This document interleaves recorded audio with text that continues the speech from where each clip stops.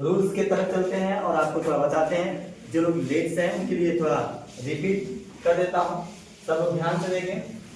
ये आपका direct speech का सेंटेंस है।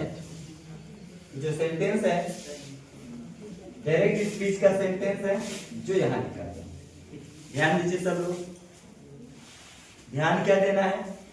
आपने देखा है कि सेंटेंस में कॉमा लगा हुआ है, डबल एंड कॉमा के अंदर लिखा गया है रिपोर्टेड स्पीच और यहाँ रिपोर्टिंग वर्ब के रूप में पड़ा हुआ है सेंटेंस। इस सेंटेंस को हमको क्या बनाना है, इनडायरेक्ट स्पीच में। किसे बनाना है, इनडायरेक्ट स्पीच में बनाना है। और इनडायरेक्ट का मतलब आप समझते हैं, उसके रूल्स आपको मैंने बताया है।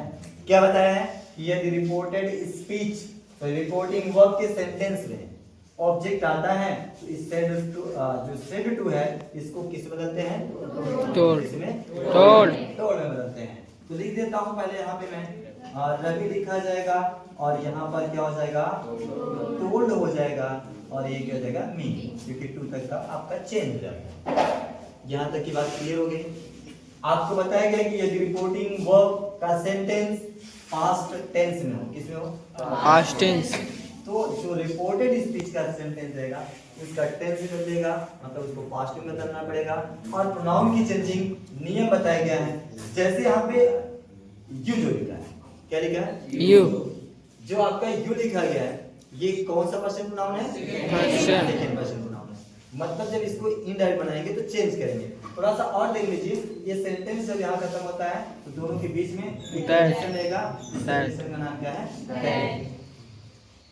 अब दैट के बाद यहाँ सोचना पड़ेगा, ये यू जो है सेकंड पर्सन प्रोनाउन है और सेकंड पर्सन प्रोनाउन जो होता है वो ऑब्जेक्ट के अनुसार बदलता है। किसके अनुसार, ऑब्जेक्ट के यही अनुसार। तो रूल्स बताया गया आपको। किसके अनुसार बदलेगा, ऑब्जेक्ट के अनुसार। किसके ऑब्जेक्ट के अनुसार, सेकंड रिपोर्टिंग वर्ब। वर्ब का जो सेंटेंस है उसमें जो ऑब्जेक्ट है उसी के अनुसार ये बदलेगा यू। अच्छा ध्यान दीजिए, यू सब्जेक्ट के स्थान पे है तो जो मी होगा ना उसका सब्जेक्ट क्या होता है वही लिखेंगे। क्या होता है, क्या थोड़ा नीचे लिख देता हूँ, फिर था ये समझ में ऐसा है ना।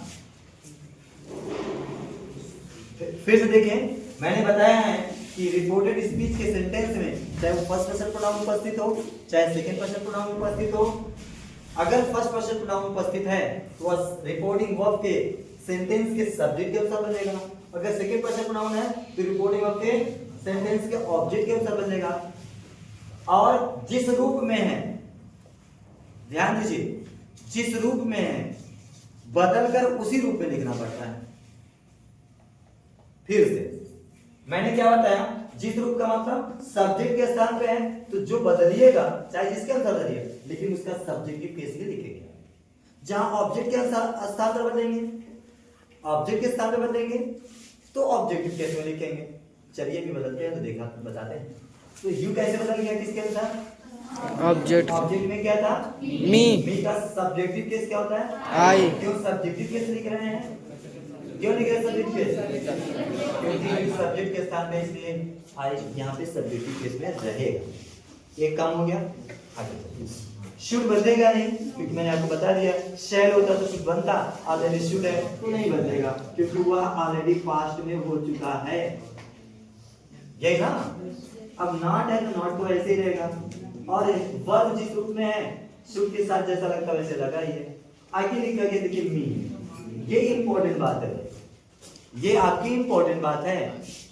क्या इंपॉर्टेंट बात है, ध्यान से देखें।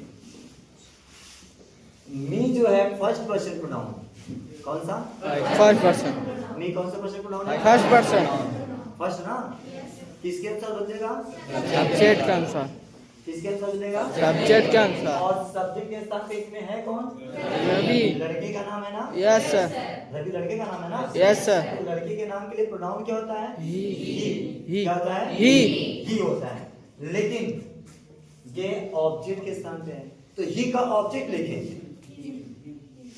मी ऑब्जेक्ट के वर्ब के बाद है तो ऑब्जेक्ट के स्थान पे है तो ही का ऑब्जेक्ट लिखेंगे। तो ही का ऑब्जेक्ट क्या होगा, हिम होता है भाई। ही का ऑब्जेक्ट क्या होता है, हिम। हिम होता है। बात समझे आप। आगे बढ़ते हैं तो मी के बाद यहाँ योर रेड लिखा है, योर फिर आ गया। योर कौन सा पर्सन प्रोनाउन है? Second person pronoun. ये भी बदलेगा, लेकिन किसके अनुसार बदलेगा? ऑब्जेक्ट के अनुसार। अब मी के अनुसार बदलेगा।